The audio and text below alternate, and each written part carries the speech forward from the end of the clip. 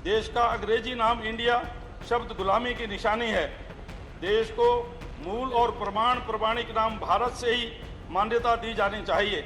अतः आज़ादी के अमृत काल में अंग्रेजी गुलामी के प्रतीक को हटा इस पुण्य पावन धरा का नाम संविधान के अनुच्छेद 1 में संशोधन कर India that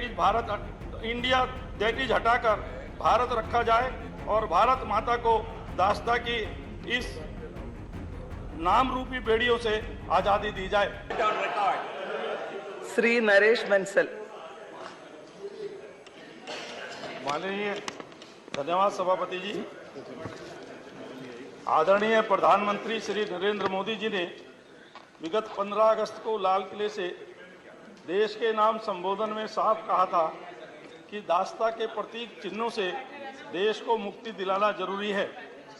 PM Shri Modi ji ने अपने भाषण में आज़ादी के अमृत काल के लिए अपने बताए 5 प्रणों में से एक प्रण औपनिवेशिक माइंडसेट से देश को मुक्त कराने का भी जिक्र किया था।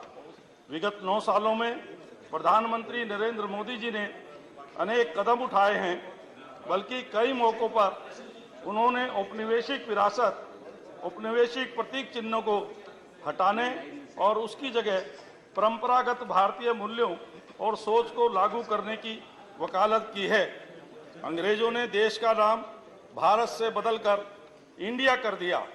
भारत के स्वतंत्रता सेनानियों की मेहनत और बलिदानों के कारण जब 1947 में देश आज़ाद हुआ और संविधान में 1950 में लिख दिया इंडिया दैट इज भारत, जबकि हमारे देश का नाम हजारों साल से भारत ही रहा है। भारत को भारत ही बोला जाना चाहिए, इसके बजाय लिखा गया India that is Bharat. Bharatvarsh इस देश का वास्तविक नाम है। देश का अंग्रेजी नाम इंडिया शब्द गुलामी की निशानी है। देश को मूल और प्रमाणिक नाम भारत से ही मान्यता दी जानी चाहिए। अतः आज़ादी के अमृत काल में अंग्रेजी गुलामी के प्रतीक को हटा इस पुण्य पावन धरा का नाम संविधान के अनुच्छेद 1 में संशोधन कर इंडिया दैट